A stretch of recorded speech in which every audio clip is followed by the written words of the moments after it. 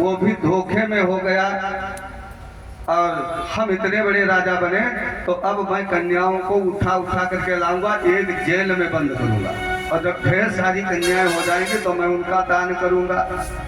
वही सब कन्याएं कारागार में थी। भगवान ने जा करके कारागार से उन कन्याओं को बाहर किया और कहा, देवियों अपने घर का पता बताओ, आपको पहुंचा दिया जाए। तब कन्याओं ने कहा, सरकार अब हमारा कोई वरण भी नहीं करेगा, ना माता पिता हमको स्वीकार करेंगे, तब आपके साथ में क्या किया जाए। तम प्रविष्टम स्त्रियो वीक्षण नरवीरम विमोहिता। उन स्त्रियों ने कहा, महाराज मैं आपके श्री विग्रह को देख करके लालायित हूँ, आप ही मेरे पति बने। तब भगवान ने सत्यभामा से पूछा, कहा देवी आप क्या कह रही हैं। सत्यभामा ने कहा, सरकार अब ये अनाथ हैं, इनका जो है कोई रक्षक नहीं है, अब आप जगत रक्षक हैं, आप इनको ले चलिए। भगवान 16,100 कन्याओं को लेकर के आते हैं और उनके साथ में विवाह करते हैं, और उसके बाद में इंद्र लोग जा करके अदिति मैया के कुंडल इंद्र महाराज जी के छत्र को वापस कर देते हैं। इस प्रकार से भगवान जो हैं, भगवान के 16,108 विवाह संपन्न हो जाते हैं, जो संसार का जो है सबसे बड़ा जो है विवाह महोत्सव है। वैसे तमाम राजा महाराजा हुए जिनका जो है तमाम विवाह है। किसी भागवत में एक कथा है महाराज चित्रकेतु की, उनके जो है 1 करोड़ रानियां थी, ऐसा भी प्रमाण मिलता है। लेकिन जितने भगवान 24 अवतार लिए हैं, उनमें सबसे अधिक विवाह करने वाले भगवान कौन है? द्वारिकाधीश भगवान है। द्वारिकाधीश भगवान के 16,108 विवाह हुए। भोलेनाथ का जो वरदान इनको प्राप्त है, हर जो है स्त्री से 10-10 पुत्र हुए, फिर उनके भी 10-10 पुत्र पैदा हुए। इस प्रकार से द्वारिकापुरी में भगवान भांत भांत की लीला करते हैं। और अब सुखदेव बाबा जी कहते हैं कि एक दो पुवनम राजन जगमुर यदु कुमार का क्रीडित्वा सुचिरम तत्र पिचिनवन्तः पिपासिताः। एक बार की बात है, जगमुर यदु कुमार का भगवान के जो पुत्र हैं वे द्वारिकापुरी से बाहर खेलने के लिए गए हुए थे। सब प्यासे हो गए, एक कुआं के पास पहुंचे तो उसमें देखा एक गिरगिट पड़ा हुआ है। अब वो गिरगिट बड़ा लंबा चौड़ा है। गिरगिट तो उन्होंने बहुत देखा, लेकिन वैसा गिरगिट आज प्रथम बार देख रहे हैं। इतना लंबा चौड़ा वो गिरगिट है, और वो गिरगिट बहुत आर्त दृष्टि से देख रहा है। महाराज हमको निकाल लीजिए, ऐसा जान पड़ा इन लोगों को। इन लोगों ने बड़ा प्रयास किया, लेकिन गिरगिट को नहीं निकाल सके। आकर के द्वारिकाधीश भगवान को बताया। भगवान गए विहाय सद्यः कृकलास रूपम। भगवान ने जो पारस्पर्श किया वो अपने जो है दिव्य शरीर को प्राप्त हो गया, और कृकलास रूपम वो गिरगिट शरीर का परित्याग कर दिया। चतुर्भुज रूप में वो महाराज प्रकट हो गए। भगवान कहे, भैया आप तो बड़े जादूगर हैं, अभी गिरगिटान बने हुए थे और आप चतुर्भुज रूप में आ गए, आप हैं कौन? तब हाथ जोड़ा उन महाराज ने, कहा नृगो नाम नरेंद्रो हम इक्ष्वाकु तदयः प्रभो दान स्वाख्याय मानेषु यदते कर्णमस्पृशन्। मैं इक्ष्वाकुल महाराज नृप, और आपके सभा में कभी दानियों की लिस्ट बनी होगी तो आपने ध्यान नहीं दिया शायद। महाराज सबसे ऊपर हमारा नाम लिखा हुआ होगा, उसमें नृप महाराज नृप नृग जी, महाराज नृप नृग जी। महाराज द्वारकाधीश ने कहा, आप जो है मृग हैं? कहा हाँ। कहा ये चलो ठीक है, हम मान रहे इक्ष्वाकुवंशी राजा है, लेकिन आपने कैसा दान दिया कि आपका नाम लिस्ट में सबसे ऊपर लिखा जाए? तब ये बताने लगे कि यावत्यासिक तो भूमेर यावत्योतितारका यावत्यो वर्षधारश्च तावती रदताम स्मगाः। जितने कण पृथ्वी में हैं, जितने तारा मंडल आकाश में हैं और जितने बूंद जो है आकाश मंडल से गिरते हैं, मैंने इतनी गौओं का दान दिया है महाराज। अब बताइए मुझसे अधिक बड़ा दानी कौन हो सकता है? भगवान ने कहा यार इतना दान दिया तब तुम गिरगिटान बन गए। इसका मतलब यह है कि आपने अन्याय पूर्वक धन कमा करके दान दिया होगा, या बूढ़ी और जो है शील स्वभाव से खतरनाक गौओं का दान दिया होगा। लोग ऐसा भी तो दान देते हैं। कहा वो महाराज लात मार दिया, पता चला कि धर्म पत्नी की टांग टूट गई है, तो कहते हैं पंडित जी आवत आने के दोनों क्या जजमान जी तो जजमानी के टांग पुरान है, पंडिताई के हम वहीं तुम पठे देवे दान दे करके। कहा इस प्रकार से लोग दान देते हैं। कहा महाराज ऐसा तो दान नहीं दिया। कहा नहीं, पयस्वनी तरुणी शील रूप, मैंने जो दान दिया सब दुधारू गौ थी और शील रूप बहुत महाराज स्वभाव से सुंदर गौएं थी, उनका मैंने दान दिया। न्यायार्जिता, न्याय से अर्जित पैसे वाली वो गाय थी, उसका मैंने दान दिया। तो कहा महाराज इसका मतलब आप कुपात्र को दान दिए हैं। कुपात्र को भी दान नहीं देना चाहिए, दान सुपात्र को देना चाहिए। कुपात्र और सुपात्र कौन है? सुपात्र वो है जो नित्य वेदाध्ययन करे, गायत्री जप करे, यज्ञोपवीत पहने, ऐसे ब्राह्मण को दान देने का सुपात्रता शास्त्र ने बताई। अब ऐसे ब्राह्मण को आप बुलाइए महाराज जनियो पहने हो कि नहीं पहने हो?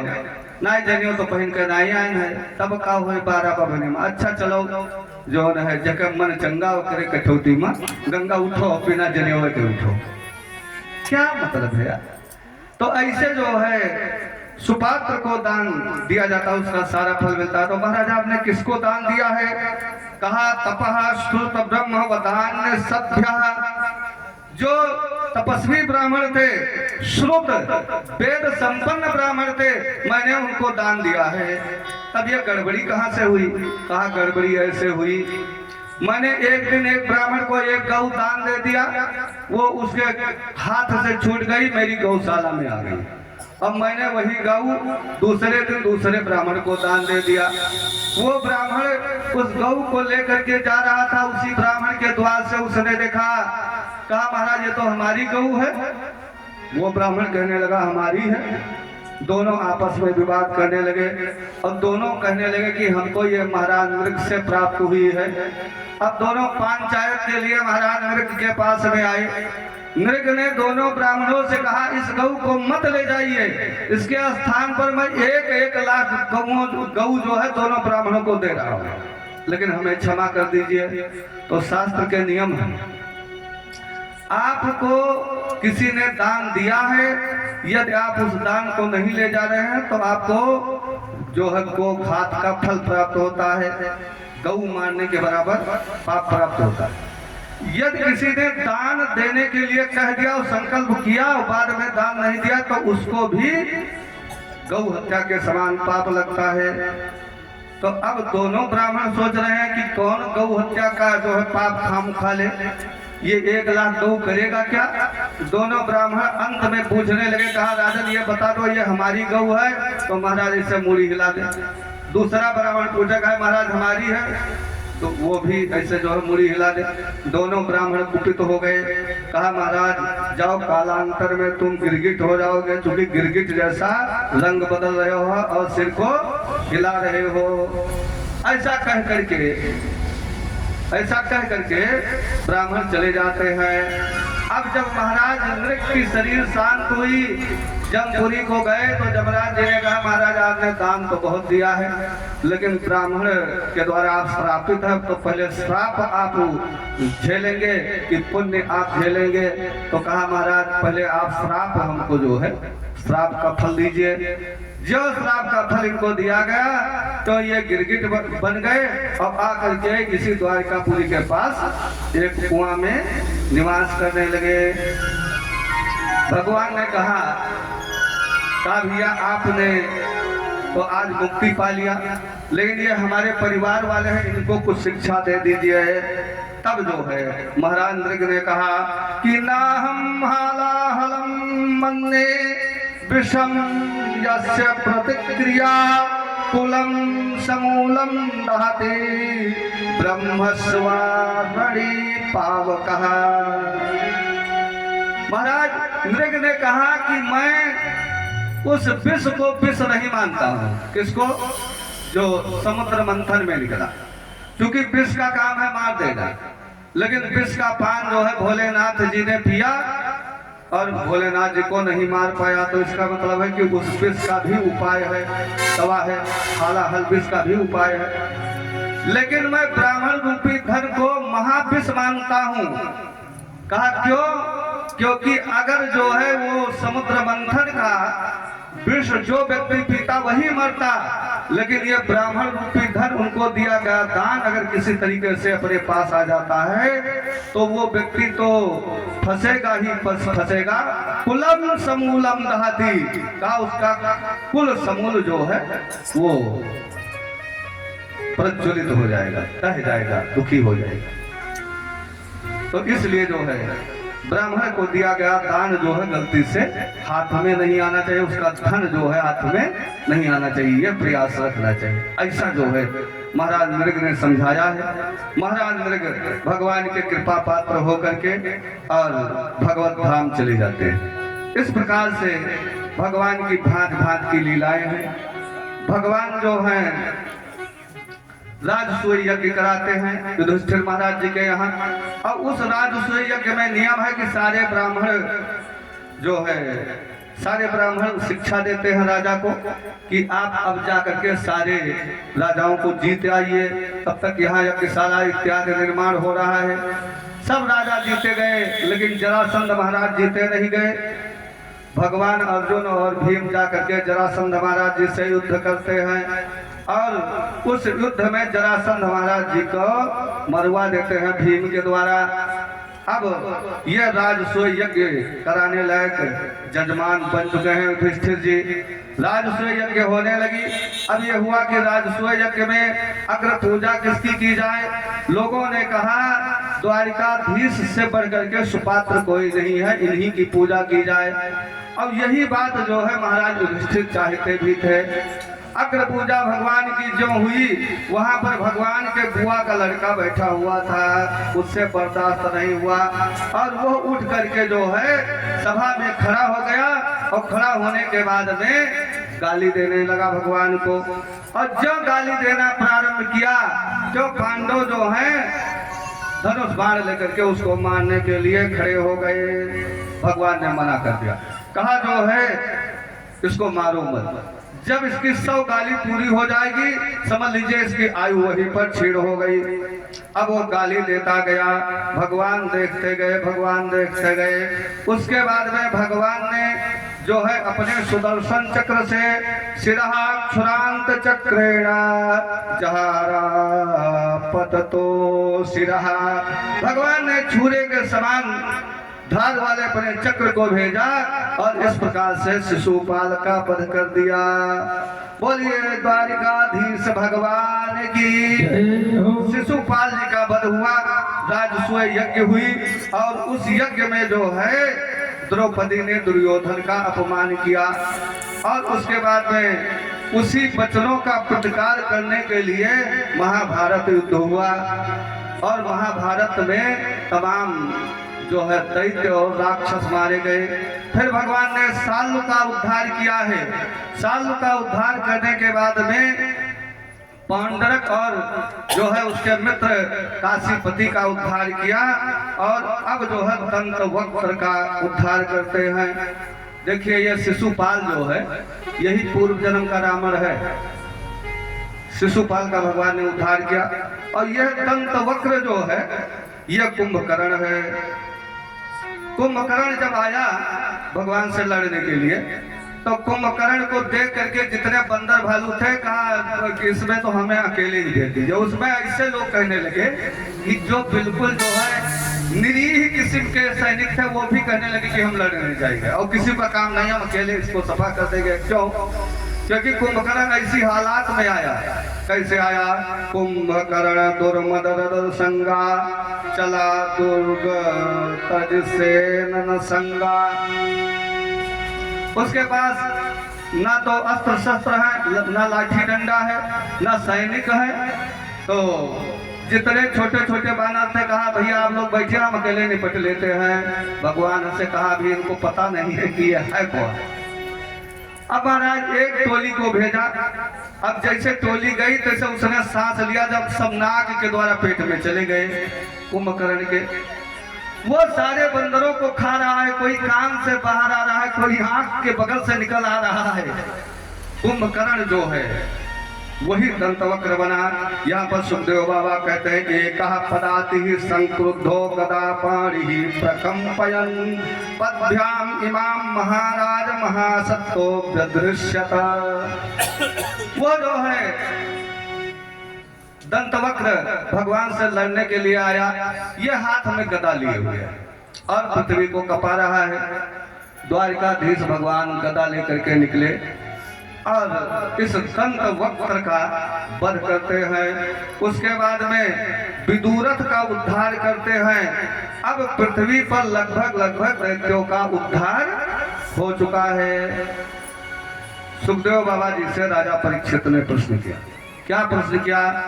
कि महाराज आपने भगवान की बड़ी अद्भुत कथा सुनाई, अब आप भगवन यानी चान्यानी मुकुंदस्य महात्मना वीर्याण अनंत वीर्यस्य श्रोतुमिच्छा महे वयम श्रोतुम इच्छाम।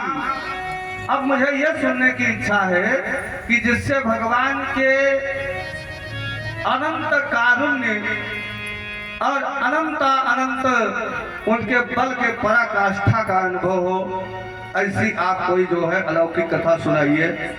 तब सुखदेव बाबा जी कहने लगे कि कृष्णस्यासीत सखा कश्चिद ब्राह्मणो ब्रह्मवित्तमः विरक्त इंद्रियार्थेषु प्रशांतात्मा जितेन्द्रियः। एक भगवान के मित्र हैं जिनका नाम है सुदामा जी। अच्छा, इस भागवत में जो है एक सुदामा का नाम कल आया मथुरापुरी में, और यहाँ पर सुदामा नाम जो है समास शैली से लिया गया है। संस्कृत में दो पद्धतियां हैं, एक व्यास पद्धति है, एक समास पद्धति है। समास का अर्थ होता है संक्षेप और व्यास का होता है विस्तृत। अब यहाँ पर सुदामा शब्द के लिए जो है समास शब्द का प्रयोग किया गया। समास शब्द इसलिए लिया गया कि कुछ लोगों का नाम इस संसार में नहीं लेना चाहिए, और अगर वो व्यक्ति लेता है तो लक्ष्मीहीन हो जाएगा, और उसका प्रचलन आज समाज में बहुत हो गया है। कौन कौन सा नाम नहीं लेना चाहिए? आत्मनाम गुरोर्नाम नामात् कृपणस्य च श्रेयस्कामो न गृह्णीयात् ज्येष्ठापत्य कलत्रयोः। आत्मनाम, अपना नाम बिना आवश्यकता के नहीं लेना चाहिए। गुरोर नाम, जो आपसे विद्या में बड़े हों, आयु में बड़े हों, पदेन हों, उनका नाम नहीं लेना चाहिए। आत्मनाम गुरोर नाम नामात् कृपणस्य च, जो अत्यंत कृपण व्यक्ति हो उसका भी नाम नहीं लेना चाहिए। ज्येष्ठापत्य कलत्रयोः, अपने बड़े पुत्र का नाम नहीं लेना चाहिए। ज्येष्ठापत्य कलत्रयोः, और स्त्री का नाम नहीं लेना चाहिए। आज तो लोग कीर्तन करते हैं सब, वो उनका नाम लेते हैं, वो उनका नाम लेते हैं। ऐसा नहीं करना चाहिए। शास्त्र मना करता है कि नाम लेने से श्री की हानि होती है, तेज की हानि होती है। तो इस प्रकार से नाम नहीं लेना चाहिए। यहाँ सखा शब्द से तात्पर्य है कि जो सुदामा जी हैं, ये जितने ब्राह्मण इस भूमंडल पर पैदा हुए हैं, गृहस्थ ब्राह्मण, उनके ये सिरमौर है। ऐसा जीवन जीने वाला कोई ब्राह्मण आज तक पैदा नहीं हुआ। चूंकि ये कहा गया है, क्या कहा गया है, ब्राह्मणो ब्रह्म वित्तमः। इसमें जो है ऐसे प्रत्यय का प्रयोग किया गया है कि इनसे उत्तम कोई ब्राह्मण भूमंडल में हो ही नहीं सकता है। तो सखा शब्द से यहाँ जो है लिया गया समास, समास शब्द का जो है व्युत्पत्ति हुई। समाना ख्यातिर यस्य सखा, जिसकी ख्याति समान हो। एक व्यक्ति का नाम ले लेने से दूसरे पद का ज्ञान हो जाए, उसको क्या कहते हैं, समास के द्वारा संज्ञा बोध। समास के द्वारा संज्ञा बोध। अब यहाँ पर कृष्ण भगवान के आसीत सखा, एक सखा थे, आसीत माने थे सखा। तो समाना ख्यातिर यस्य सुदामा आसीत, को सखा आसीत, सुदामा सखा आसीत। वो केवल सुदामा ही हो सकते हैं। तो इनके सखा कौन थे, सुदामा थे। और सुदामा गृहस्थ थे। और गृहस्थ होने के साथ साथ में देखिए, गृहस्थ के लिए जो है 3 वस्तु की नितांत आवश्यकता होती है। एक तो छोटा सा मकान होना चाहिए, और मकान के साथ में नित्य भोजन होना चाहिए भगवान का भोग लगाने के लिए, और वस्त्र होना चाहिए। ये 3 चीज गृहस्थ के लिए बहुत आवश्यक है। वह उत्तम, मध्यम, निम्न जैसा भी हो पावे वैसा होना चाहिए। सुदामा जी जो है लिखा गया है, यदृक्षयोपन्नेन वर्तमानो गृहाश्रमी, यदृक्षया उपपन्नेन। सुदामा जी को जो कुछ मिल जाता है उसी से वो संतोष कर लेते हैं। इसका मतलब खेती पाती नहीं करते हैं, विशुद्ध जो है ब्राह्मण कर्म करते हैं, जो मिल जाता है उसी से पेट भर लेते हैं, संतुष्ट रहते हैं। इनकी जो धर्म पत्नी है उनका नाम है सुशीला। सुशीला पतिव्रता है, और गृहस्थ होने के कारण इनके यहाँ बच्चे भी हैं। एक दिन की बात ऐसी हुई कि इनको जो है, अरे सुरा मारा करो, बोले उमापति महादेव की जय, श्री भागवत भगवान की जय। कहा इस प्रकार से सुदामा जी के कई बच्चे हैं, कई दिन हो गए इनको कुछ मिला नहीं, और जो मिल जाता है उसी से काम चलाते हैं। बच्चे रोने लगे, मैया जो है हमको जो है भूख लगी हुई है, आप हमारी भूख को तृप्त कीजिए। अब मैया का हृदय बड़ा कोमल होता है, आकर के सुदामा जी से कहा दरिद्रा सीदमाना सा बेपमानाभिगम्य चा। कहा बेपमान अभिगम्य चा, क्यों, दरिद्रा सीदमाना, ऐसे दरिद्र समय को देख करके जो सुशीला हो काम गई, और काम करके सुदामा जी से कहने लगी, महाराज आप कहते हैं द्वारिकाधीश हमारे मित्र हैं, तो क्या आप द्वारिकाधीश के पास नहीं जा सकते हैं? आपको जाना चाहिए। यदि आप जाएंगे तो दास्यत द्रविणम भूरि सीदते ते कुटुंबिने तम पई महाराजा साधु नाम च परायणम। द्वारकाधीश भगवान साधुओं की सेवा करने वाले हैं, और वो जब जानेंगे आपके हालात को देखेंगे तो आपको कुछ ना कुछ अवश्य दे देंगे। सुदामा जी ने विचार किया, कहा वो हमारा मित्र है, बहुत दिन हो गया उसके यहाँ गए नहीं, तो अब मौका भी है, ये कह भी रही है मित्र के यहाँ जाना भी चाहिए, तो लाओ चले जाएं। फिर विचार किया, कहा देखो सुशीला, हमारा कन्हैया ऐसा वैसा नहीं जैसा आप समझ रही हैं। वहां जाने पर वो पूछेगा आपका विवाह हुआ कि नहीं, और जब मैं बताऊंगा मेरा विवाह हुआ है तो वो कहेगा कि भाभी ने हमको क्या दिया है, तो आप क्या हमको दे रही हैं। सुशीला का हृदय काम गया कि घर में जो है एक दाना अन्न नहीं है, कोई संपत्ति नहीं है, उपहार नहीं है, मैं इनको दे करके क्या भेज दूं। पूरे गांव में मांगा है, क्या मांगा, याचित्वा चतुरो मुष्टिर विप्रान पृथुको तंडुलान। पूरे गांव में मांगा तो 4 मुट्ठी किनकी प्राप्त हुई। अब घर में कोई ऐसा वस्त्र नहीं है जिसमें वो बांध दिया जाए, कोई वस्त्र नहीं है। चैल खंडे तान बधुआ, एक एक टुकड़ा इसे जोड़ करके और चावल उसी पर रखा गया, पोटली बनाई गई और सुदामा जी को दे दिया। सुदामा जी कांख में दबा करके, और पोरबंदर में सुदामापुरी है और द्वारिकापुरी समुद्र के अंदर है। पौष के महीना में सुदामा जी द्वारिकापुरी पहुंच जाते हैं और द्वारिकापुरी में पहुंचे तो मूल भागवत में तो ऐसा जो है नहीं आया हुआ है कि द्वारपाल ने उनको रोका, लेकिन नरोत्तम दास जी महाराज जी ने लिखा कि जब ये गए तो कृष्ण दर्शनम मह्यम कथम स्यात्, इन्होंने विचार किया कि हमको कृष्ण दर्शन कैसे प्राप्त होगा। तो शायद इसी जो है पंक्ति का अनुसंधान कर दिए होंगे कि द्वारपाल शायद रोक रहा होगा।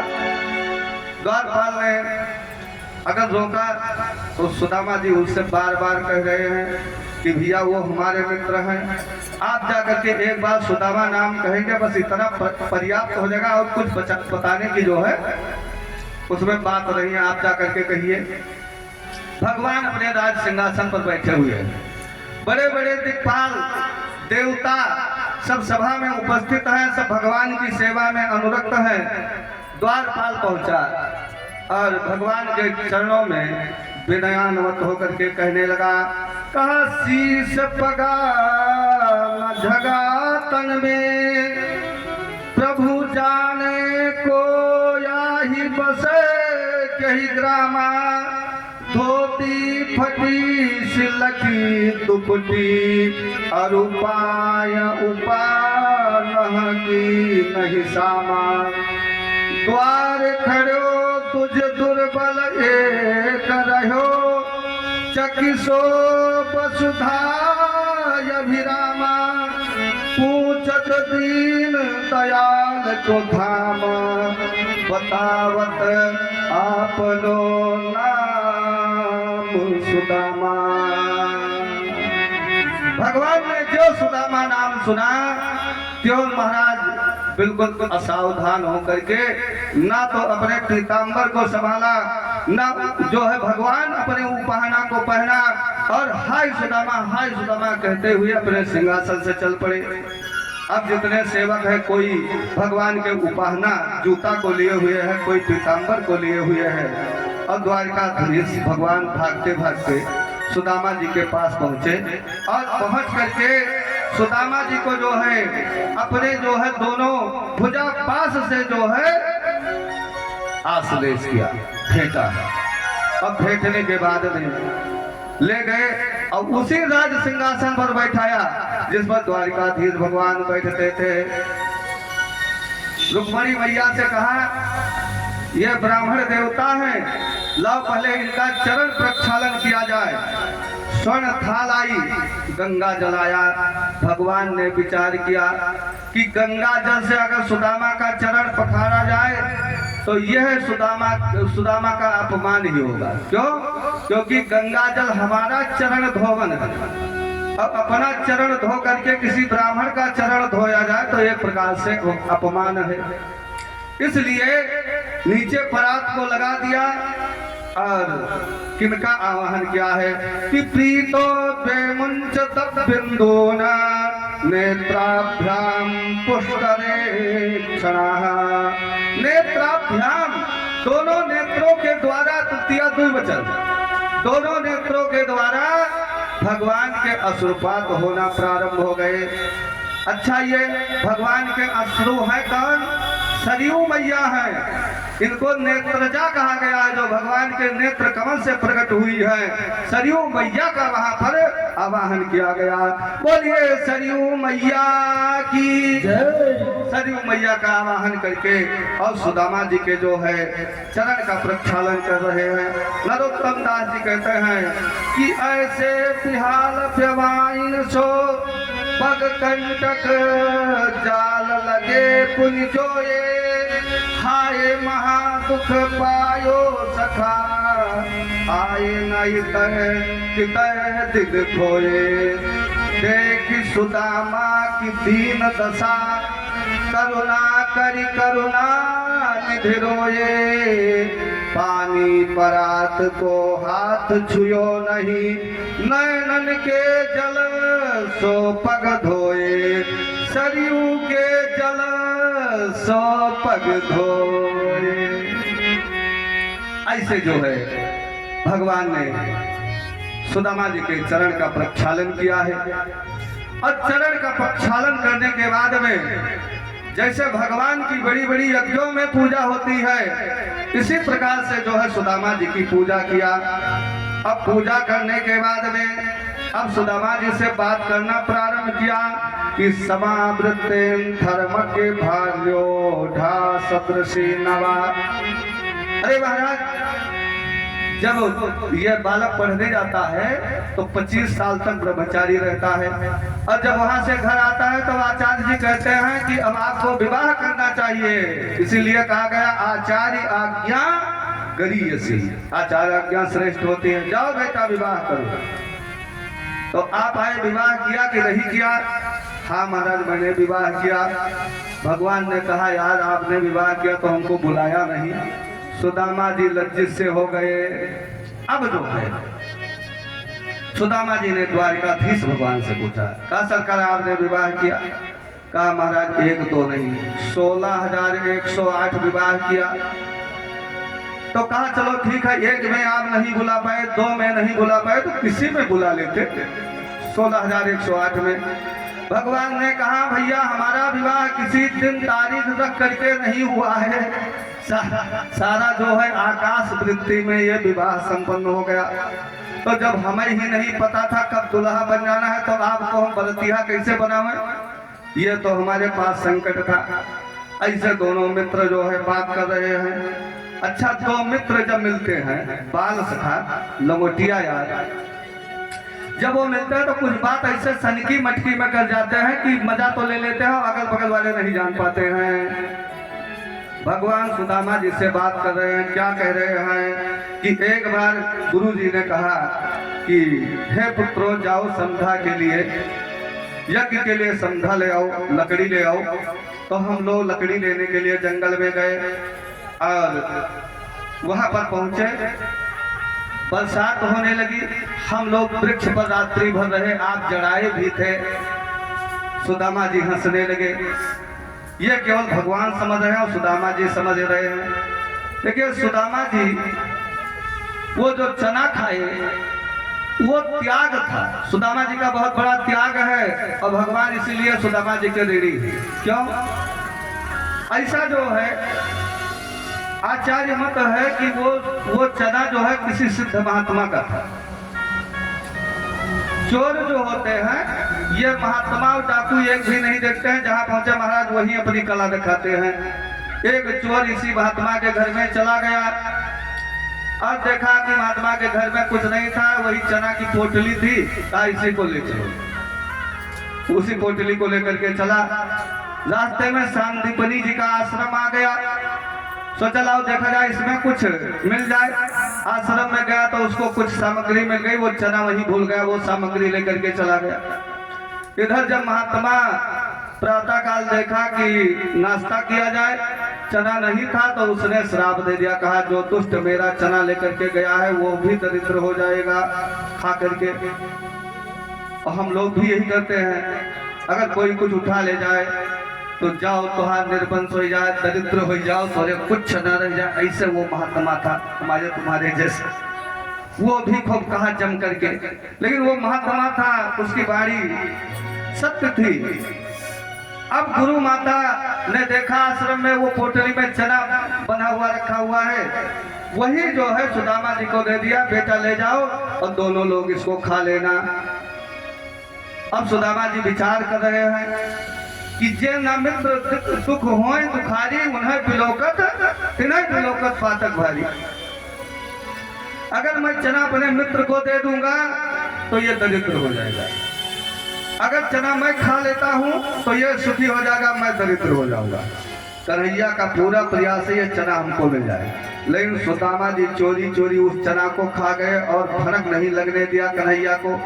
एक बार दांत बोल गया तो भगवान ने पूछा, कहा भैया सुदामा क्या खा रहे हो? कुछ नहीं भैया, कुछ नहीं खा रहे हैं, बहुत पानी बरसा वही से जड़ान है, दांत रुक नहीं रहे हैं, सब कटाकट कर रहे हैं। ऐसा जो है सुदामा जी ने भगवान को बताया। भगवान मजा लिए इस बात से। अब सुदामा जी से भगवान कहने लगे, कहा कोई अभिमान बसात हमको सारी संपत्ति संसार की दे देवे तो मैं आंख उठा करके नहीं देखता हूँ, लेकिन भक्ति से पत्रम पुष्पम फलम तोयम, कोई पत्र पुष्प जल हमको प्रदान कर दे तो मैं सभी कार्य नहीं करता हूँ, बल्कि तत्काल उसका भक्षण कर जाता। तो महाराज भाभी जी ने हमको क्या दिया है? अब सुदामा जी विचार कर रहे हैं, क्या विचार कर रहे हैं कि इतना जो है सब भरा फूला भवन है, 56 प्रकार के व्यंजन भगवान पा रहे हैं, और ये टूटी हुई किनकी मैं प्रसाद रूप में इनको दूंगा तो ये भी जो है बेइज्जत होंगे, हम तो बेइज्जत ही है, तो इसलिए इनको देना ठीक नहीं है। भगवान ने स्वयं उस किनकी को जो है छीन लिया, और जब छीना तो भगवान ने पोटली को खोला तो हृदय भर आया ठाकुर का। ठाकुर ने कहा एक तो ये मेरा मित्र है, दूसरी बात सुदामा का ये सर्वस्व है, इसके अलावा सुदामा के पास कुछ भी नहीं है, और सुदामा ये चावल हमको दे रहा है, तो अब इसके अनुपात में मैं क्या दे दूं सुदामा को कि मैं उरीण हो जाऊं? ब्रह्मा जी से पूछा, कहा महाराज आप बताइए कि मैं क्या दे दूं? ब्रह्मा जी ने कहा ब्रह्मपुरी बचाए रखना महाराज, बस मैं इतना चाहता हूं। भोलेनाथ जी से पूछा, भोलेनाथ जी ने कहा महाराज वैसे हमारे पास कुछ नहीं है, ये जो अथरा पथरा है इसको बचाए रखना। काम गए, दिक्पाल काम गए, इंद्रादिक देवता काम गए। भगवान ने कहा मैं सर्व स्वतंत्र हूँ, मैं स्वयं निर्णय करूंगा। अगर यह चावल सुदामा का सर्वस्व है तो आज मैं सुदामा को सर्वस्व दे करके उरीण हो जाऊंगा। मुस्लिम सकरी जगवा तुतिया जगुमाद दे तावत् शरीर जगृहे हस्ते तत्परा परमेष्ठिनः। सरकार ने एक मुट्ठी चावल उठा करके खाया और पूरे द्वारिकापुरी की संपत्ति सुदामा को दे दिया, और जो दूसरी मुट्ठी खाना चाहे क्यों महाराज तावत् शरीर जगृहे हस्ते, तब तक श्री ने हाथ को पकड़ लिया, लेकिन नरोत्तम दास जी ने 2 मुट्ठी लिखा हुआ है, अब भागवत मूल में 1 मुट्ठी है। चलो जो भी खाया, लेकिन भगवान ने सारे जो है द्वारिकापुरी की संपत्ति सुदामा जी को दे दिया। श्री जी आई, श्री जी ने कहा सरकार ये प्रसाद हम लोगों को भी चाहिए, इसलिए हाथ पकड़ लिया। क्योंकि शास्त्र में नियम है प्रसाद अकेले अकेले नहीं खाना चाहिए। भोलेनाथ जी ने रामाचा का प्रसाद अकेले खा लिया, नारद जी ला करके दिए, तब पार्वती जी ने श्राप दे दिया, कहा महाराज रामाचा यज्ञ के प्रसाद को आप अकेले खा गए हैं, अब आज से आपका प्रसाद कोई नहीं खाएगा, अब यदि खाएगा तो कुत्ता हो जाएगा, ऐसा श्राप दिया। इसलिए भगवान का प्रसाद जो है अकेले अकेले नहीं खाना चाहिए, सबको दे करके खाना चाहिए। अब लक्ष्मी जी ने सोचा, कहा कि ये प्रसाद सबको मिले तो ठीक है, और ये अकेले खा जाएंगे, इसलिए हाथ को पकड़ लिया। इस प्रकार से सुदामा जी को द्वारिकापुरी की सारी संपत्ति दिया है। रात्रि में भगवान सुदामा जी से बात करते रहे। अब प्रातः काल हुआ, सुदामा जी ने कह दिया कहा महाराज मैं चलना चाहता हूँ। भगवान ने एक बार भी सुदामा जी से यह नहीं कहा कि आप मत जाइए।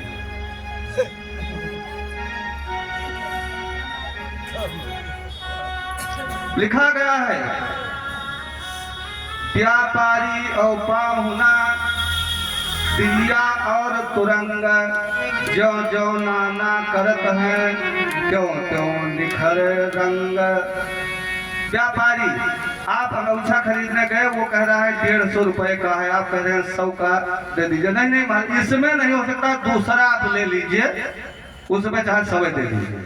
तो उस ग्राहक के दिमाग में बैठ जाए, भले ही वो 75 का हो जो बेचा, अगर वो जितना ना करेगा उतना विश्वास उसको जमेगा, वो 150 दे करके अंतिम में वही अंगूठा ले लेगा। व्यापारी अब पाहुना, आप गए हो ससुराल, सवेरे से उठो, साले साहब पूछे कहो बांधो यार, आज में चुप रह चुम्मा रह मंगलवार कहेगा ना मियाँ से पहलिया, ऐसा उनका पूरा दिया भज जाएगी। ये आए हैं और उनके पीछे लगे रहे। अरे आप प्रातः काल नहीं साहब कहें चाहे लंदन जाए भैया ससुराल पहुंचो, साहब कहें चाय पियो, अब भोजन नहीं करेंगे, अब हमें निकलना चाहिए, तो उस समय आपका भाव और बढ़ जाएगा। आपकी सास जी आएंगी, सराहत जी आएंगे, अरे ऐसे कैसे चले जाएंगे, आप तो कम से कम रुकवे करें। प्रातः काल उठाए, अब भैया हम चल रहे हैं कुल्ला तो कोई ना गवानी ही करेंगे महाराज, तब उस समय आपका और बढ़ जाएगा मान जाना। भले रुक जाएगा 4-5 दिन रुके, लेकिन ये कहने में कोताही न रखें तो सेवा बढ़ती रहे। तो इसीलिए लिखा गया व्यापारी और पाहुना त्रिया और तुरंग। स्त्री जो जो नाना कहती है उसका भी जो है भाव बनता है। तुरंग घोड़ा, घोड़ा के पीठ पर आपने हाथ रखा और वो पीठ को खला लिया, लोग कहेंगे ये खच्चर है, ये किसी कर्म का है। अब हाथ नहीं रखने दिया महाराज, दोनों पैर मार करके वो चला गया उस पर। अरे बड़ा तेज घोड़ा है, ये जो जो नाना करत है त्यों त्यों उभर रंग। ऐसा शास्त्र का नियम है। अब कभी कभी सुदामा जी भी जैसा झेलना पड़ सकता है। मान लीजिए आप रात में कहे कि हम जा रहे हैं, महाराज कट्टर आदमी है, मिल गया, अच्छा जाओ महाराज फिर देखा जाए। तो इसके लिए भी तैयार रहना कि तब बात में यह ना कहना बड़ा अच्छा कोनो बात नहीं, सवेरे चला जा। आप जो है दोनों पक्ष में आपका जो है लाभ गुलाब है। सुदामा जी ने जो कहा मैं जाना चाहता हूँ, भगवान ने कहा बिल्कुल जाइए। सुदामा जी तैयार हुए, सारे परिवार वालों को आशीर्वाद दिया है। सुदामा जी रास्ते में विचार करते हुए आ रहे हैं कि क्वा हम दरिद्र पापिया क्वा कृष्ण श्री निकेतन ब्रह्म बंधु ऋतस्वाहम बाहुभ्याम परिरंभितः। कहा श्री निकेतन कृष्ण, कहा वो भगवान द्वारिकाधीश, और क्वा हम दरिद्र पापियान, और कहा मैं मलिन ब्राह्मण दरिद्र, लेकिन बाहुभ्याम परिरंभितः। उन भगवान ने मुझ दरिद्र को जो है अपने वक्षस्थल से लगाया, इससे बड़ी और करुणा क्या हो सकती है। इसी भाव को बार बार जो है भगवान की करुणा का स्मरण कर रहे हैं। और आ जाते हैं सुदामापुरी, और सुदामापुरी को देखा एवं मीमांस मानम तम। सुदामापुरी को देखा, ये काम गए रे राम राम, मैं तो द्वारिकाधीश का चिंतन करते करते द्वारिकापुरी में ही रह गया। एवं मीमांस मानम तम, अरे कहाँ आ गए, फिर तो द्वारिकापुरी दिखाई दे रही। इतने में सुशीला प्रतिक्षण उनकी प्रतीक्षा कर रही थी, जो लक्ष्मी के समान चमक रही है। उस द्वारिकापुरी जैसे महल में सुदामापुरी में स्वर्ण थाल में आरती लेकर के आई, और पतिम आगत आकर्ण्य पत्नी उद्घर साध संभ्रम। और जब आई तो सुदामा जी संभ्रमा, पहचान ही नहीं पा रहे पड़ी दुल्हन को। कहा कौन है आप? और दुल्हनी से दूसरे दुल्हनी से नेत्र मिलाने का निषेध है शास्त्र में। लिखा गया है प्रीति नयन योग्यता, ऐसा लिखा गया कि अपने ही दुल्हन से नयन मिलाओ तो ज्यादा अच्छा रहता है। ये शास्त्र की वाक्य है, शास्त्र की भाषा है। तो अब यहाँ पर जो है ये शर्मा ने उस सुशीला को देख करके, तब सुशीला ने कहा कि मैं पतिव्रता पतिं दृष्ट्वा प्रेमोत्कंठा श्रोलोचना। महाराज सुशीला जी का कंठ भर आया, आंख जो है वो भर आई और सुदामा जी से कहने लगी, कहा मैं जो है आपकी दासी हूँ, रूपणी श्री रिवालयात, केवल मेरा रूप श्री के समान हो गया है महाराज, ये द्वारकाधीश भगवान की कृपा है। ऐसा जब देखा सुना तो सुदामा जी महाराज आए और नाथ सकल संपदा तुम्हारी, नाथ सकल संपदा तुम्हारी, नाथ सकल संपदा तुम्हारी, मैं सेवक समेत सुत नारी, मैं सेवक समेत सुत नारी, नाथ सकल संपदा तुम्हारी, नाथ सकल संपदा तुम्हारी, मंगल भवन अमंगल हारी, मंगल भवन अमंगल हारी, उमा सहित जहित पत पुरारी, उमा सहित जहित पत पुरारी, उमा सहित जहित पत पुरारी, उमा सहित जहित पत पुरारी, सीता राम चरण रति मोरे, सीता राम चरण रति मोरे, सीता राम चरण रति मोरे, सीता राम चरण रति मोरे, नित दिन बढ़ो अनुग्रह तोरे, नित दिन बढ़ो अनुग्रह तोरे, नित दिन बढ़ो अनुग्रह तोरे।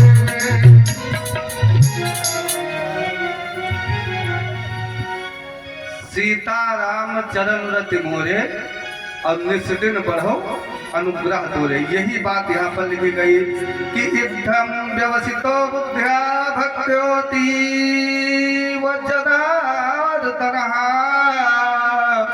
विषयाया जाया यया चक्षन् भुजेनातिलं पटः।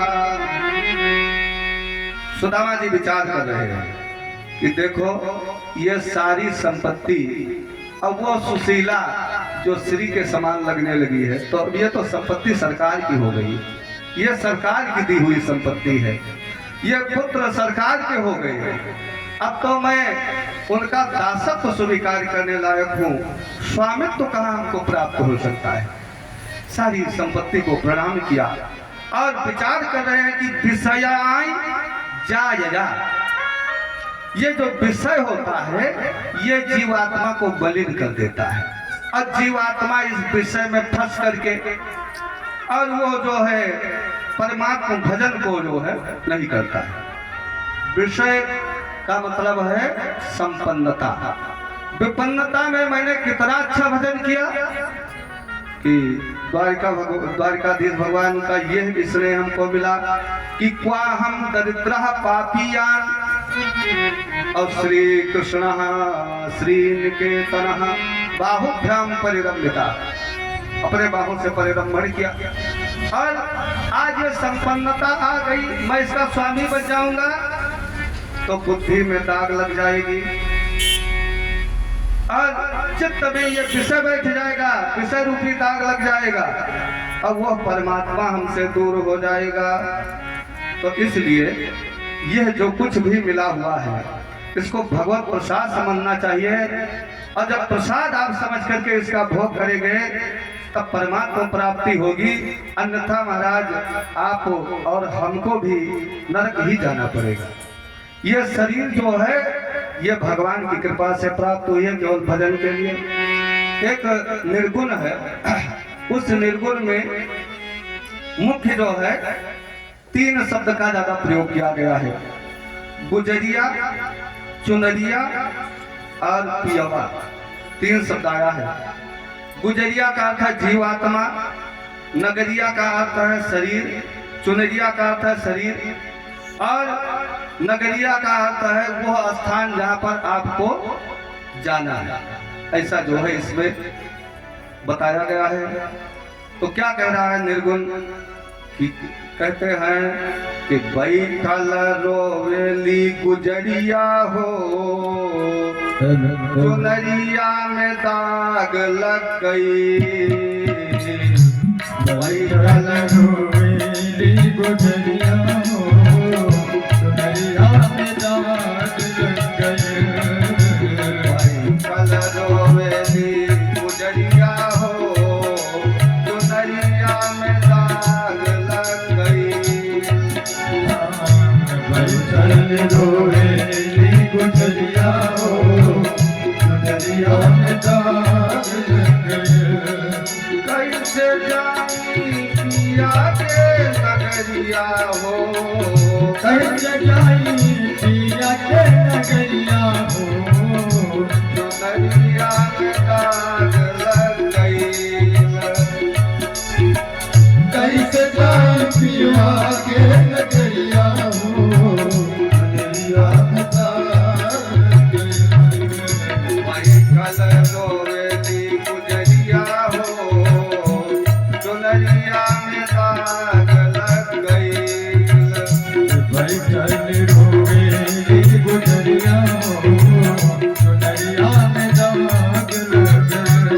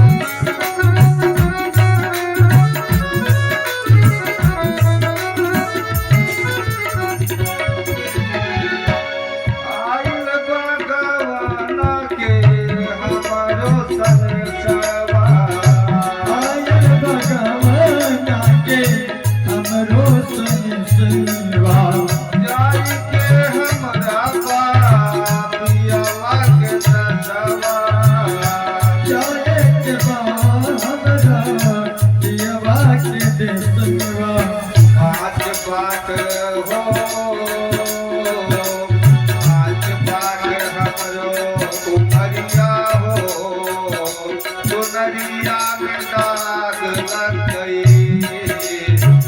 राज्य भर रो नरिया हो, चुनरिया में दाग लग गई।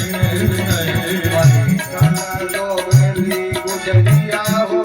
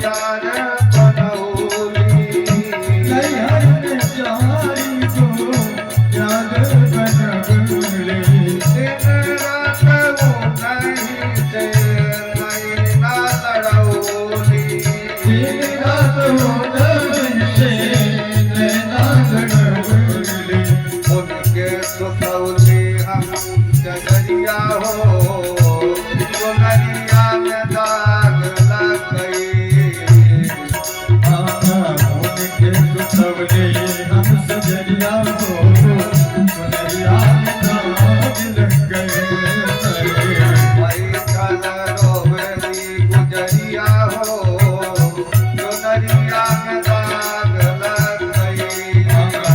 बैठल रोवेली गुजरिया हो, चुनरिया में दाग लग गई।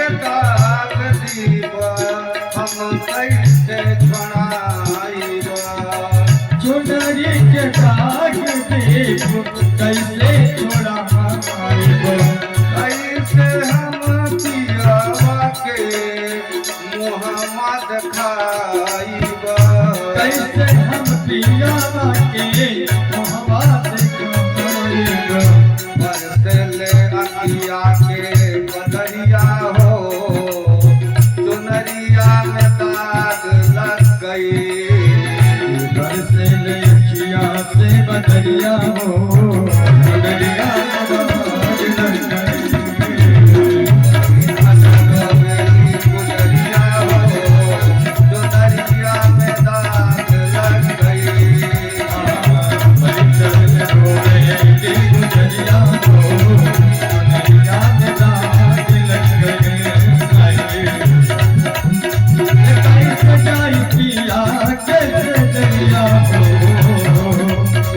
कैसे जाई पिया कैसे गैया हो नरिया दाग लग गए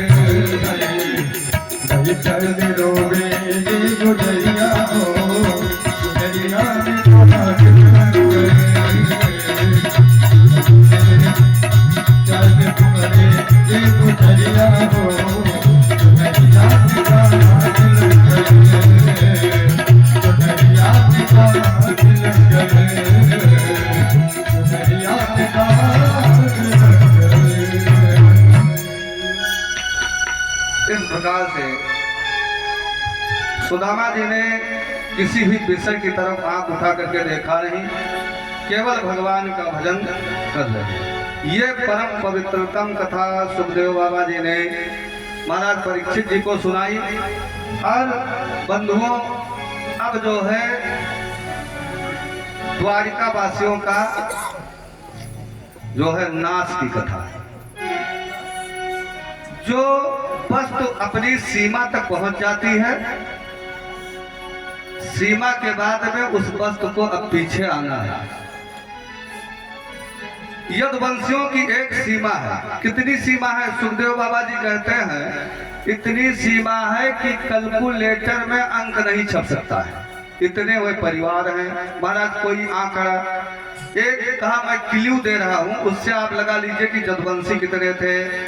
कहा तिस्रः कोट्या सहस्राणाम अष्टाशीत शतानि च आसन् यदुकुलाचार्याः कुमाराणाम इति श्रुतम्। सुखदेव बाबा जी कहते हैं 3,88,00,000 आचार्य जो है भगवान के यहाँ छोटे छोटे बच्चों को पढ़ाते हैं।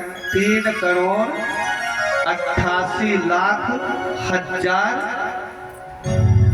आचार्य हैं। अब एक एक आचार्य पर हम कह रहे हैं 5-5 विद्यार्थी रखो। आज का संविधान न मानो, आज का संविधान न माना जाए। पहले वाला गुरु परंपरा की एक एक आचार्य पर 5-5 बच्चे रहे होंगे तो कैलकुलेटर फेल है कि नहीं फेल? नहीं दे पाएगा संख्या। ये बहुत बड़ी संख्या हो गई। भगवान ने विचार किया कि अब इनकी सीमा हो चुकी है, अब इनका जो है समाप्त करना चाहिए। द्वारिकापुरी के किनारे तमाम महात्मा आ चुके हैं। विश्वामित्रो असिता कन्नो दुर्वासा भृगुरंगिरा। विश्वामित्र आए हैं, असित है, कन्नो है, दुर्वासा है, भृगु है, अंगिरा है, कश्यप है, वामदेव है और अत्रि है, वशिष्ठ है, नारद। अब किस महात्मा ने श्राप दिया ये बात भागवत में नहीं लिखी गई। अब इतने वहां महात्मा हैं, श्राप तो हो गया है, लेकिन लोगों ने एक अंदाज लगाया कि जितने महात्मा हैं उसमें सबसे साधारण महात्मा दुर्वासा जी हैं और यह काम दुर्वासा जी के अलावा जल्दी कोई कर नहीं सकता है, इसलिए लोग दुर्वासा जी को कहते हैं। वहां पर भगवान के परिवार वाले गए थे जो है खेलने के लिए। तो जो भगवान के एक पुत्र हैं सांब, वह बिल्कुल राधा के समान है। अगर धोती साड़ी इत्यादि पहन ले तो राधा के समान लगते हैं। भगवान को जब राधा की याद आती है तो सांब को ही धोती साड़ी पहना देते हैं, देख लेते हैं उनको राधा जैसा जो है देख करके वो संतुष्ट हो जाते हैं। सांब को स्त्री बना दिया बच्चों ने और कहा इन बाबाओं की परीक्षा लेनी चाहिए। बाबा के पास लेकर के गए, कहा ते बेसैत्वा स्त्री बेसई सांबम जाम्बवती सुतम ऐसा पृक्षत भोग अंतरवन्यास देक्षणा। ये कजराई नेत्र वाली स्त्री जो है ये अंतर्वती है, गर्भवती है। तो प्रष्टुम विलज्जति साक्षात, ये पूछने में शर्मा भी रही है। तो महात्माओं बताओ इससे जो है क्या पैदा होगा? या तो दुर्वासा जी ने कहा या सारे महात्मा ने एक साथ कहा। क्या कहा कि जनिष्यति वो मंदा मुसलम कुल नाशनम, इससे एक मूसल पैदा होगा जिससे तुम्हारे जो है सारे कुल का नाश हो जाएगा। अब जितने जो है जदुवंशी थे सब कांप गए, और कभी कभी मजाक मजाक में भी बड़ा बड़ा काम हो जाता है। अब ये मजाक में बड़ा काम कर लिए, लेकर के आए उस जो है सांब को, जब पेट खोला वो कपड़ा तो उसमें से इतना बड़ा मूसल गिरा। कांप गए जदुवंशी ला करके उग्रसेन जी को दिया। तच्चूर्णयित्वा मुसलम यदुराजः स आहुतः, महाराज ने उसका चूरन बनवाया लोहार के यहाँ, और सब जो है समुद्र में फेंक दिया। और समुद्र की एक आदत है, आप जितना फेंकेंगे आप समुद्र से ज्यादा कोई नहीं फेंक सकता है। लोग कहते हैं फलाने बहुत फेंकते हैं, लेकिन समुद्र जितना फेंकता है संसार में कोई भी नहीं फेंक सकता है। और दो फेंकने वाले आमने सामने हो जाए महाराज तो भगवान ने बेड़ा पार करे। महाराज उग्रसेन जी ने उसमें वो चूरा फेंका तो समुद्र ने कहा अब हमसे भी ज्यादा फेंकने वाला हो सकता है। उसने उठा करके बाहर फेंक दिया, और जब बाहर फेंका तो वही चूरा जाकर के मिट्टी में एरका नाम की घास हो गई। और जो छोटा सा टुकड़ा बचा हुआ था वो टुकड़ा एक मत्स्यराज ने खा लिया। एक जरा नाम का बहेलिया था, उस मछली को पकड़ा, बढ़िया नुकीला लोहा था, उसको अपने बाण में लगा लिया। कहा इससे जो है शिकार खेलने में बहुत ही जो है अच्छा रहेगा। भगवान ने एक दिन जो है द्वारिका वासियों से कहा देखो दिव्य भव्य अंतरिक्षे चा महोत्पातान समुत्थितान, बहुत उत्पात दिखाई दे रहे हैं। देखो उनका पिंड दिन में दिखाई दे रहा है, धुंधला सा सूर्य दिखाई दे रहा है। ऐसे स्थिति में हम लोगों को शंखोद्धार क्षेत्र चलना चाहिए। सारे यदुवंशियों ने कहा हाँ हाँ महाराज बड़ा अच्छा है। सारे यदुवंशी शंखोद्धार क्षेत्र में गए, वहां पर जाकर के जो है स्नान किया, भगवत पूजन किया। महापानाभिमत्ता नाम वीराणाम तृप्त चेतसाम, एक होता है पान और एक होता है महापान। तो पान कर लिए महाराज तो चला गया, महापान कर लिए तो भगवान रक्षक है। महापान का मतलब मदिरा पान, उसको महापान कहा गया, उससे बड़ा पान नहीं हो सकता है। और तो ये सब पान छोटे छोटे पान है, चाय पान कर लीजिए, दूध पान कर लीजिए, लेकिन महापान मदिरा पान, उस पान के बाद में कोई पान की आवश्यकता नहीं रहती, सीधा जूता की आवश्यकता हो जाती है। कौन सा पान खाओगे भैया महापान के बाद? अब जितने जदुवंशी हैं सब महापानाभिमत्ता नाम, महापान किया और आपस में एक दूसरे की प्रशंसा कर रहे हैं। अच्छा, प्रशंसा भी बहुत खतरनाक होता है।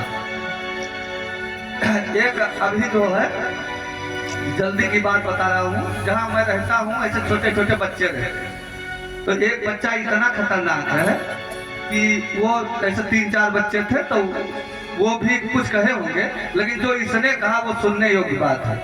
वो लोग भी झूठ बोल रहे थे, और वो अभी मुश्किल से जो है 3-4 क्लास में पढ़ता होगा। तो वो 5 साल लड़के बैठा है, सरदार है। तो बच्चा कहा है कहा तुमको पता ही नहीं है, हमारे घर पर आलू का बहुत बड़ा झाड़ है, और मैं थैला लेकर के चढ़ जाता हूँ, 4 थैला आलू तोड़ करके नीचे आता हूँ। तब तक दूसरा भी इसी तरीके से कहने लगा, कहा हमारे वहाँ जो है आम है, आम की झाड़ है, लेकिन वो सब नीचे लगा रहता है, हम खोद खोद करके 3-3, 4-4 थैला लाते हैं। बस वो कहने लगा, कहा कि ऐसा नहीं हो सकता, बस अफसर में दोनों बच्चे लड़ गए इतने। हम देखे, हम कहा देखो यही है, कहीं कहीं प्रशंसा भी धोखा दे जाती है। अब ये सब आपस में प्रशंसा करें, ऐसे प्रशंसा रही होगी। अब प्रशंसा रही, भगवान की कृपा से लिखा गया कि संघर्षा सुमहान भूत, उसी प्रशंसा को लेकर के आपस में भिड़ गए। प्रद्युम्न से साम्य भिड़ गए, अक्रूर से भोज भिड़ गए, अनिरुद्ध से सात्विकी भी भिड़ गए और सब महाराज एक दूसरे के ऊपर अस्त्र शस्त्र की वर्षा करने लगे। सारे अस्त्र शस्त्र समाप्त हो गए। बलराम जी पहुंचे समझाने के लिए, इनको भी जो है शस्त्र लेकर के दौड़ाए, कहा तुम भी लेके जाओ। बलराम जी ने कहा लड़ो भैया। बलराम जी गए और समुद्र के किनारे समाधि में बैठे। भगवान ने कहा मस्ती में रहो, ये समझ जाएंगे। बलराम जी इस प्रकार से समाधि में भगवत धाम परायण हो गए। और ये सारे लोग जब इनके अस्त्र शस्त्र सब समाप्त हो गए तो उसी एरिका नाम के घास को खाना, एक दूसरे को जैसे स्पर्श करावे, श्रापित वस्तु थी, जो स्पर्श करे महाराज जो जदवंशी सब जीव बाहर और आंख पलटी, सब नीचे गिरे। ऐसे जदवंशियों का नाश हो गया।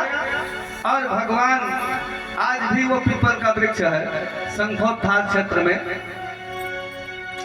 जहां से भगवान का अंतिम प्रयाण हुआ है। जो गए होंगे शंखोत्थान क्षेत्र द्वारिका के आगे पड़ता है, बड़ा वीरान इलाका है। वो पीपल वृक्ष जहां से भगवान गए हैं वो भी थोड़ा हरा खड़ा है, श्री विहीन है बिल्कुल, उसकी चैली वेली बिल्कुल सफेद हो गई है। उसी के नीचे भगवान जो है ऐसे ये पैर जो है इस पर रख करके ऐसे जो है झांकी को लगाए। ये जरा नाम का बहलिया शिकार खेलने के लिए गया। भगवान के लाल लाल तलवे को देखा, कहा ये मृगा की आंख है, बाण चला दिया, आकर के ठाकुर के चरणों में लगा। और वो बाण के पीछे पीछे आया, भगवान को देखा, कांप गया जरा नाम का बहलिया।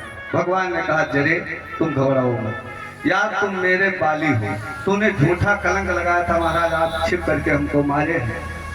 तो ये संसार है, जो जैसा कर्म करता है उसको भोगना पड़ता है। तो यदि मैंने तुमको छुप करके मारा तो तूने भी छुप करके मुझको मार लिया है, तो महाराज हमको क्षमा कर दिया। यार इसमें क्षमा याचना क्या है, यह सब लीला मंच है। जाओ, वो विमान खड़ा हुआ है, भाग जाओ।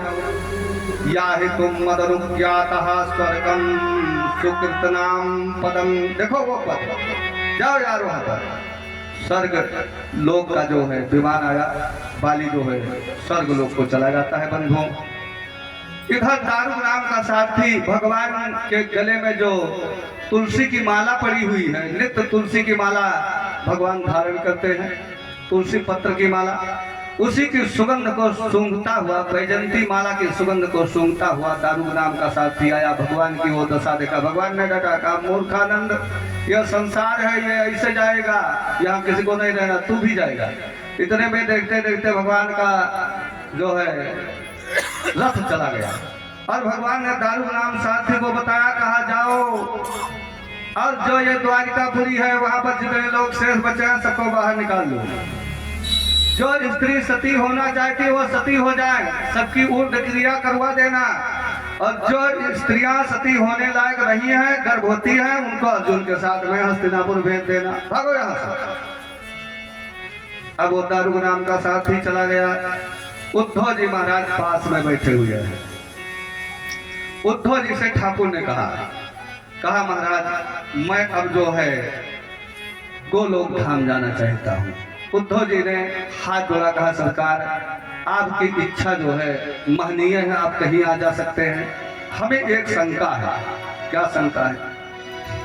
कलिकाल में ये जो भक्त हैं कलयुग से बचने के लिए किसकी शरण में जाएंगे? अब आप धर्म की स्थापना के लिए यहाँ पर पैदा हुए हैं, क्योंकि आपका वचन है कि यदा यदा ही धर्मस्य ग्लानिर्भवतु भारत अभ्युत्थानम् अधर्मस्य तदात्मानं सृजाम्यहम् परित्राणाय साधूनां विनाशाय च दुष्कृतां धर्म संस्थापनार्थाय संभवामि युगे युगे। भगवान ने कहा मेरा जन्म धर्म की स्थापना के लिए होता है। वही बात उद्धव जी ने कहा, आपने ही कहा है। अब कलिकाल में धर्म जो तंग होगा तो किनकी शरण में जाएगा? ठाकुर चुप कहा, मैंने तो इसकी कोई व्यवस्था ही नहीं बनाई। भगवान ने कहा, अब मैं अपना रास्ता चेंज कर रहा हूँ। मैं जा रहा था क्षीर सागर, लेकिन अब क्षीर सागर नहीं जाऊंगा। तब कहाँ जाओगे? कि तिरोधाय प्रविष्टोयम श्रीमद्भागवतार्णवम् तेनेयं वाङ्गमयी मूर्ति प्रत्यक्षा वर्तते हरे। मैं क्षीर सागर जब ना जा करके भागवत सागर में चला जाऊंगा, और ये हमारी जो है कलयुग में प्रत्यक्ष मूर्ति होगी, ये धर्म को भी शक्ति देगी। और जो भक्त कलयुग से बचना चाहेंगे वो भागवत जी की छांव में बैठ जाएंगे, कलयुग उनका बाल बांका नहीं कर पाएगा। इस प्रकार से भगवान इस भागवत शास्त्र में स्वयं प्राण प्रतिष्ठित हुए हैं, इसीलिए इनको भागवत भगवान कहा जाता है। बोलिए भागवत भगवान की जय हो। इस प्रकार से श्री सुखदेव बाबा जी ने महाराज परीक्षित श्री को यह पावन कथा श्रवण कराई। अब जो है परीक्षित जी से पूछे, कहा आप बताइए कि आप जो है कथा को सुने। तब परीक्षित जी कहते हैं कि सिद्ध्योस्म अनुगृहीतोस्म भवता करुणात्मनः श्रावितो यच्च में साक्षात् अनादि निधनो हरि। कहा मैंने कथा नहीं सुनी। अरे तब क्या सुने हो? कहा साक्षात् अनादि निधनो हरि श्रावितो अयम्। मैंने साक्षात भगवान को ही सुना है, भगवान का ही दर्शन किया है भागवत के माध्यम से, भगवान को ही सुना है, कथा नहीं सुना। अब सुखदेव बाबा जी को बड़ा हंस हुआ कि अब इसका जो है रक्षक बाल बांका नहीं कर सकता है, तो भैया मैं जा रहा हूं। परीक्षित जी ने कहा ठीक है। आचार्य जी सुखदेव भगवान जगाम भिक्षुभि साकम नरदेवेन पूजितः। नरदेवेन जितने वहां पर ऋषि महात्मा सबने पूजा किया सुखदेव भगवान की, देवेन जितने देवता हैं सबने पूजा किया सुखदेव भगवान की, और जगाम भिक्षुभि, और भगवान सुखदेव जी वहां से अंतर्धान हो जाते हैं। बोलिए सुखदेव भगवान की जय हो। और इधर महाराज परीक्षित गंगा कूल उदंग मुख, गंगा जी के दक्षिण घाट पर तट पर उत्तर को मुंह किए बैठे हुए हैं। तमाम महात्मा सामने बैठे हुए हैं। ये तक्षक जो है महाराज श्री को काटने के लिए चला। एक कश्यप गोत्रीय ब्राह्मण है, वो ऐसा मंत्र जानते हैं, ऐसा मंत्र जानते हैं कि चाहे जैसा सांप काट ले, उनके मंत्र के प्रभाव से विश्व समाप्त हो जाता है। अब जो है वो कश्यप गोत्रीय ब्राह्मण ने सोचा कि मैं चल करके राजा परीक्षित को बचा लूंगा, लेकिन रास्ते में तक्षक मिला। तक्षक ने कहा महाराज कहाँ जा रहे हो? महाराज परीक्षित को बचाने। हमें नहीं विश्वास हो रहा है कि आप बचा पाएंगे। कश्यप गोत्रीय ब्राह्मण ने हाथ में जल लेकर के मंत्र मारा, मूल पैदा हो गया। मूल का मतलब जड़, तना आ गया, पत्ते आ गए, वैसे वृक्ष हरा भरा हो गया। अब तक्षक घबराया।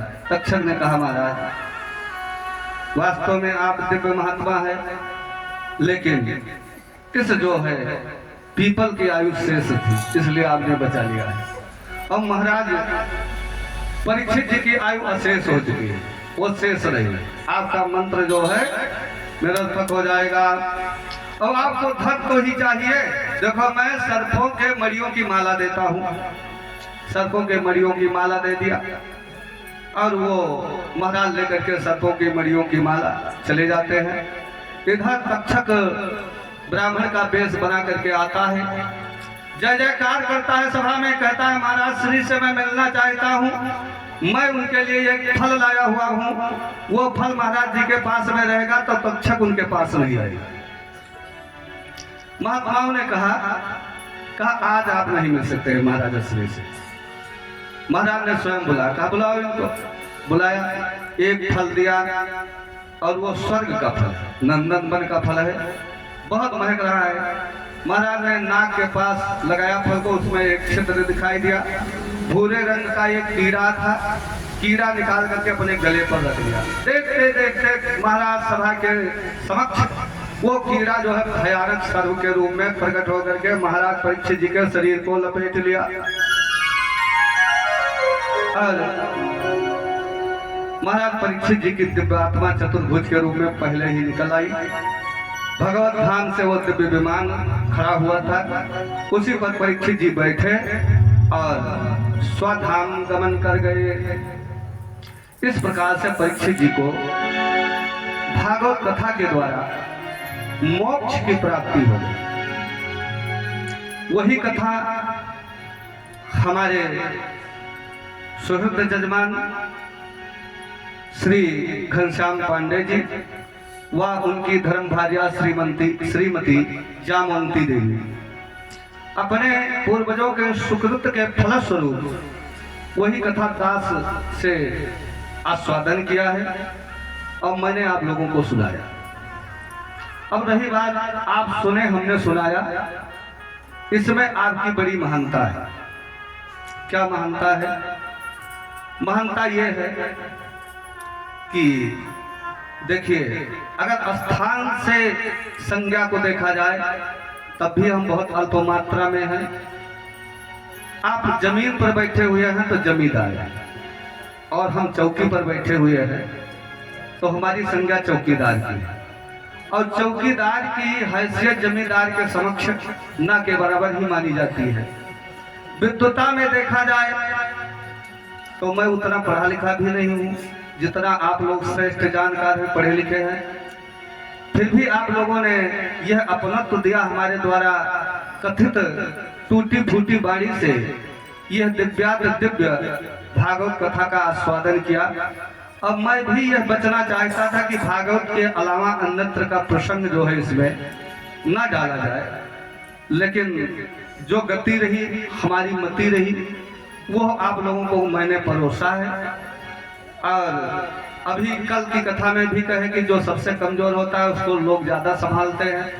हमारे मिश्रा जी जो सरस्वती के भरत पुत्र हैं, अपने सुर संगम से पूरे जो है कथा को रोमांचित किया। भैया तबला वादक जी जो ताल सम्राट है, ताल के द्वारा जो है आप लोगों को और भागवत भगवान की सेवा किया। इंद्र महाराज बैठे हुए हैं जो पैड का वादन कर रहे हैं, ये भी अद्भुत कला के जो है धनी हैं। और एक प्रयागराज भी इनको समझ लीजिए जो आप लोगों के मध्य में रहे। तो इतने लोगों ने बैठ करके हमको संभाला और ये कथा सुनी। किसी के प्रति वाणी के द्वारा, आचरण के द्वारा, शब्दों के द्वारा आघात पहुंचा हो तो उसके लिए दास जो है कोट को क्षमा प्रार्थी है। और भागवत जी का अंतिम श्लोक और भगवान नाम संकीर्तन के साथ में यहीं पर आज जो है इस कथा को विश्राम करेंगे।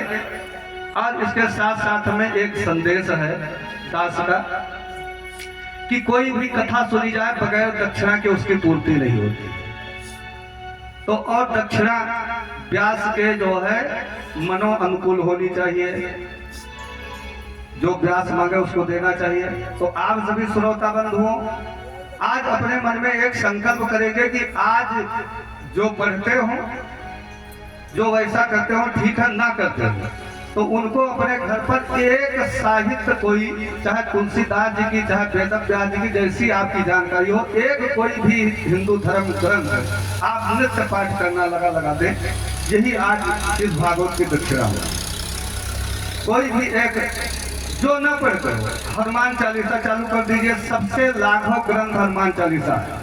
आपको करना यही है, स्नान करके हनुमान चालीसा का पाठ करना है, या फिर सीताराम नाम जप करना है, या ओम नमो भगवते वासुदेवाय आप कह सकते हैं, या ओम नमः शिवाय कर सकते हैं, या शिव चालीसा पढ़ सकते हैं, रामचरितमानस पढ़ सकते हैं, गायत्री मंत्र जप सकते हैं, गुरु मंत्र जप सकते हैं। लेकिन आज की दक्षिणा इस भागवत की आपकी यही होगी कि आप सभी लोग जो है अपने घर पर नित्य 4 मिनट 5 मिनट लगभग 5 मिनट जो है कोई ना कोई हिंदू धर्म ग्रंथ का अध्ययन आप लोग या मंत्र का जप अवश्य करेंगे।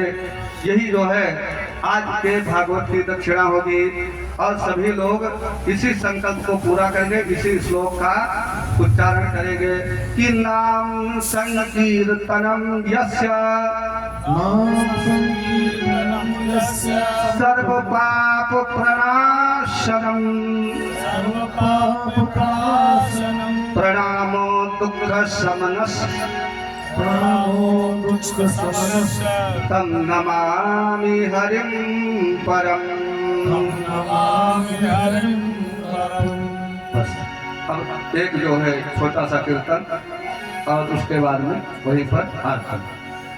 नटवर नागर नंदा भजोर मन गोविंदा नटवर नागर नंदा भजोर मन गोविंदा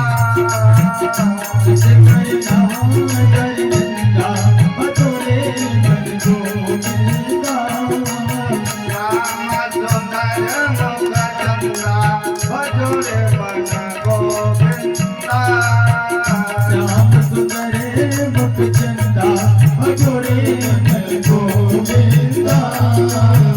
तो ही नटवर तो ही नागर तोहे नटवर तोहे नागर तो ही नटवर तो ही नागर तोहे नटवर तोहे नागर दोहे बालम कुंदा भजोर मन गोविंदा तोहे बाले मुकुंदा भजोरे मन गोविंदा। नटवर नागर नंदा भजोर मन गोविंदा नटवर नागर नंदा भजोरे मन गोविंदा। सब देवों में कृष्ण बड़े हैं सब देवों में कृष्ण बड़े हैं सब देवों में कृष्ण बड़े हैं सब देवों में कृष्ण बड़े हैं। जो तारक बिच चंदा भजोर मन गोविंदा नागरे में चंदा भजोरे मन गोविंदा। नटवर नागर नंदा भजोर मन गोविंदा नटवर नागर